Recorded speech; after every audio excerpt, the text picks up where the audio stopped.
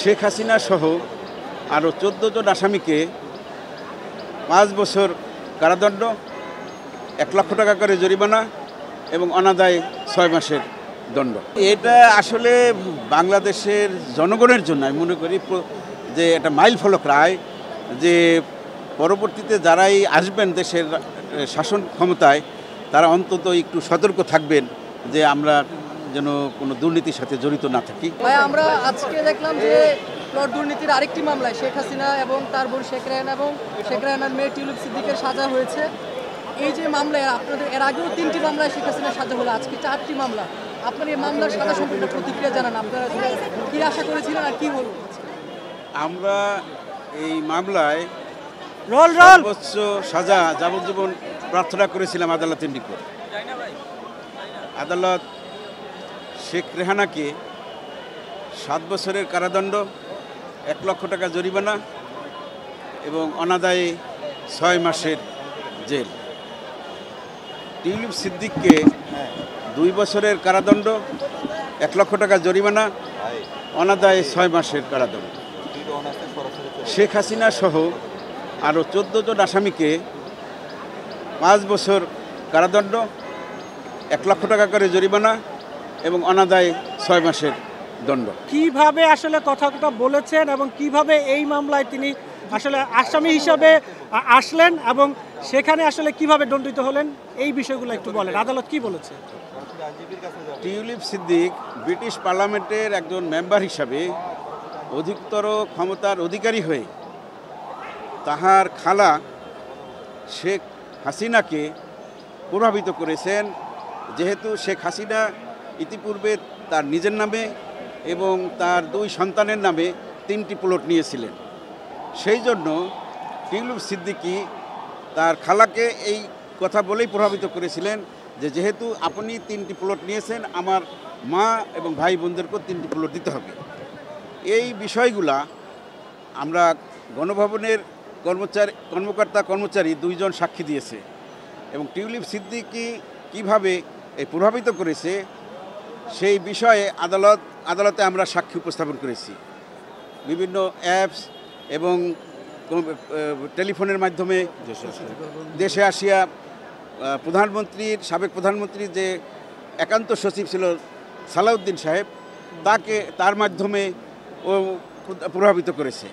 এইভাবে তার প্রভাবিত হওয়ার বিষয়টা প্রমাণিত হওয়ায় আদালত তাকে 2 বছরের কারাদণ্ড প্রদান করেছেন। না, এখানে এই মামলায় 17 জন আসামির মধ্যে 15 জনকে আপনার 5 বছরের করে কারাদণ্ড প্রদান করা হয়েছে।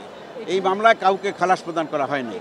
আচ্ছা, এই যে পর্যবেক্ষণে আদালত কি বলেছেন, এই পর্যবেক্ষণের বিষয়গুলো যদি আমাদেরকে একটু বলতেন। পর্যবেক্ষণের বিষয়ে আদালত একটা কথা বলছেন, একটা সূরার আল মাইদার একটা আয়াতের কথা উল্লেখ করছেন যে তোমরা প্রতারণা এবং জালিয়াতির সাথে জড়িত থাকিও না এবং সহায়তা করিও না। এই মর্মে আদালত আয়াত নাম্বার উল্লেখ করেই এই কথাটা বলেছেন। সেখানে কি মেসেজ দিয়েছেন আসলে এটা করা? এখানে আসলে মেসেজটা আমাদের নিকট এবং আমাদের বাংলাদেশের সকল নাগরিকের জন্য যেন আমরা কেউ সতর্ক থাকি, প্রতারণা না করি, জালিয়াতির আশ্রয় না নেই, আমরা যেন সুন্দরভাবে দেশটা করতে পারি এবং দুর্নীতি না করি।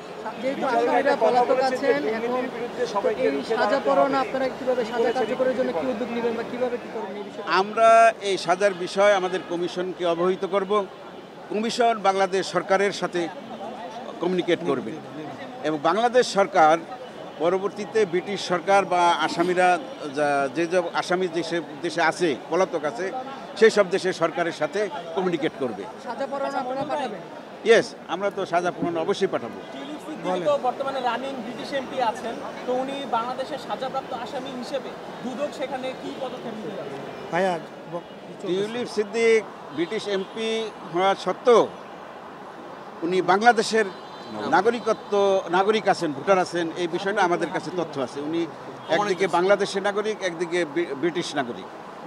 সেই ক্ষেত্রে আমরা আমাদের দুদককে অবহিত করব। দুদক বাংলাদেশ সরকারের সাথে কমিউনিকেট করবে এবং বাংলাদেশ সরকার ব্রিটিশ গভর্নমেন্টের সাথে কমিউনিকেট করবে যে এই সাজার বিষয়টা তাকে অবহিত করার জন্য।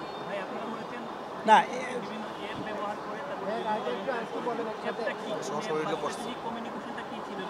হোয়াটসঅ্যাপের মাধ্যমে ছিল বা অন্য অন্য অ্যাপস 160 পরে এই কথাটা সাক্ষী ওসমান গনি বলে গেছেন। ওসমান গনি এবং পিডব্লিউ 20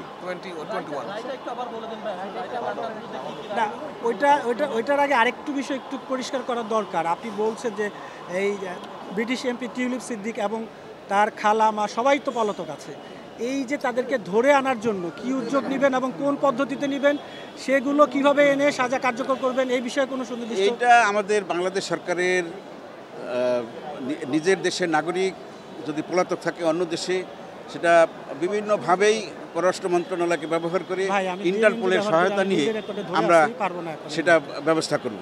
একটা প্রশ্ন এখানে যে এখানে রাজুক কর্মকর্তারা সহযোগিতা করেছেন গণপূর্তের, এখনো অনেকে দায়িত্বে ধরেন আছে, বর্তমানে ওনারা হয়তো নাই, তো একজন প্রধানমন্ত্রীর ক্ষমতার ব্যবহার করে যদি এই রকমের দুর্নীতির সঙ্গে তিনি জড়িত হন, ভবিষ্যতের জন্য এটা কি ধরনের বার্তা দেয়? আরো প্রধানমন্ত্রী আসবেন না? এটা আসলে বাংলাদেশের জনগণের জন্য আমি মনে করি যে এটা মাইল ফলক রায়, যে পরবর্তীতে যারাই আসবেন দেশের শাসন ক্ষমতায়, তারা অন্তত একটু সতর্ক থাকবেন যে আমরা যেন কোনো দুর্নীতির সাথে জড়িত না থাকি। কারণ আইন সবার জন্য সমান এবং সাজা ভোগ করতে হয়। ক্ষমতা কারোরই চিরদিন থাকে না,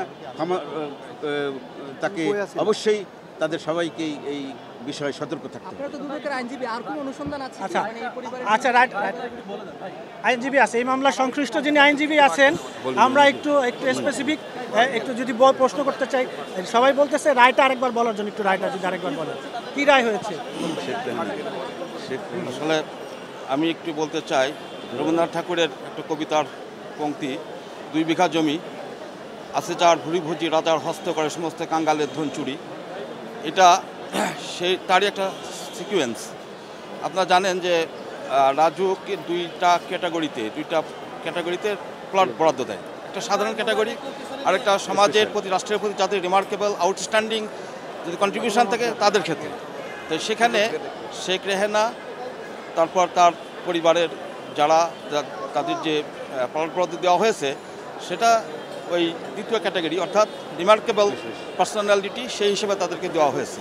কিন্তু এই দুইটা ক্ষেত্রেই প্লট বরাদ্দের ক্ষেত্রে কিছু নিয়মনীতি আছে, রাজুকের কিছু নিয়মনীতি আছে, সেই নিয়মনীতি ফলো করতে হয়।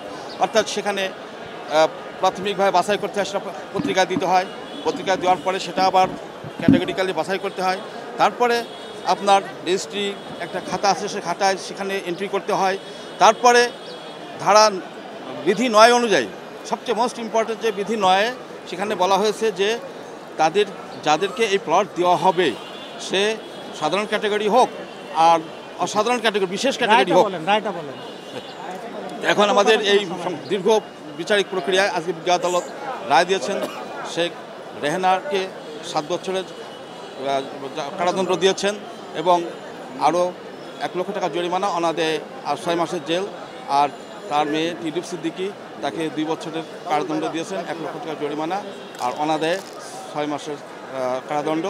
আর অন্য আসামি শেখ রেহেনা সহ অন্য যে সমস্ত সহযোগী আসামি ছিলেন, শেখ হাসিনা সহ, তাদের সবাইকে 5 বছরের কারাদণ্ড এবং 1 লক্ষ টাকা করে জরিমানা, অনাদায়ে আরও 6 মাসের জেল দিয়েছেন।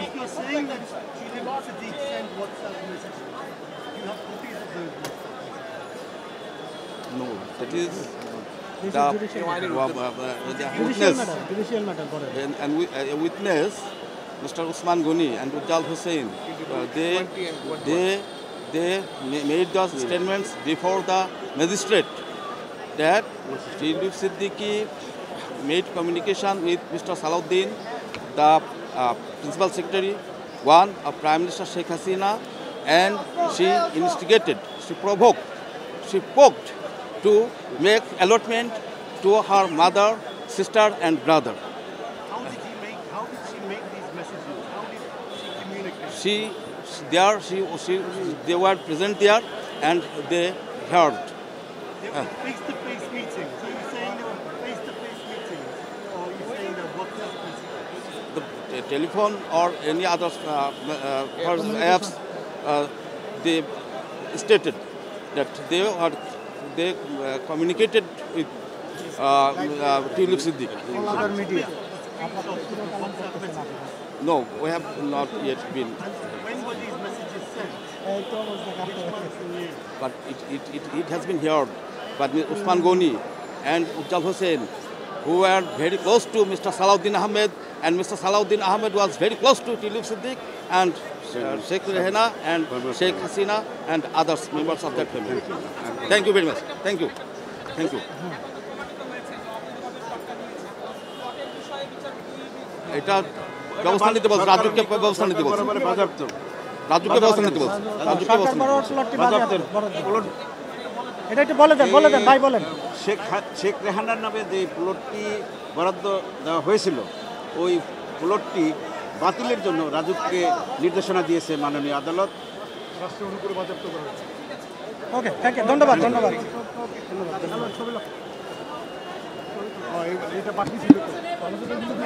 লিপন ভাই